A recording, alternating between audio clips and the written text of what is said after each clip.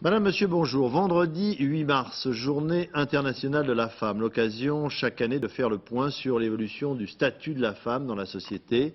La grande affaire, c'est la parité homme-femme sur le plan des droits en général, du travail, du couple ou encore du simple respect.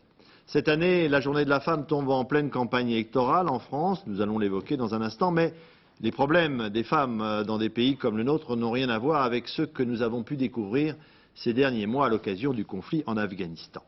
Si cette journée du 8 mars doit être dédiée à certaines femmes en priorité, c'est aux Afghanes. Des femmes réduites à l'état d'objet par un régime religieux qui les avait fait disparaître sous une tenue de fantôme. Et pourtant, quelques-unes ont eu le courage de résister pour conserver leur dignité. Reportage Dorothée Lyrique, Jean-Paul Chausset. Adila est professeure, mais pour vivre, elle tisse indéfiniment, de jour comme de nuit. Pendant les 5 années de régime taliban, elle a bravé bien des interdits. En premier lieu, elle a mis en place une école clandestine pour les filles. À cause de cela, son mari est allé en prison, mais il n'a jamais cessé de l'encourager. Je sentais que c'était ma responsabilité. Je voulais continuer à éduquer les femmes. Mon peuple ne doit pas être illettré. 3 de ces jeunes filles ont suivi les cours clandestins d'Adila. La classe était souvent improvisée chez les unes puis chez les autres. Il fallait chaque fois tromper les étudiants islamistes.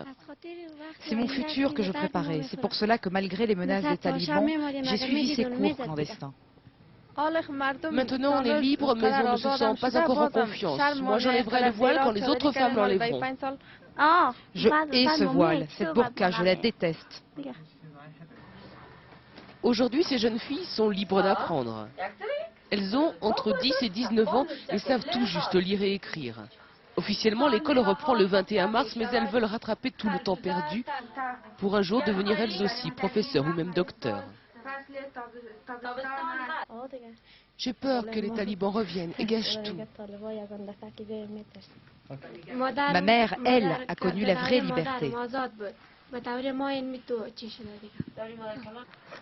La vraie liberté, ces jeunes élèves l'effleurent tout juste en rêve. Après 5 ans à étouffer sous une burqa bleue et à voir la vie derrière un grillage, comment pourraient-elles réaliser que dans les années 60 et 70, les femmes portaient sur cette même place des talons compensés et des mini-jupes? En France, cette journée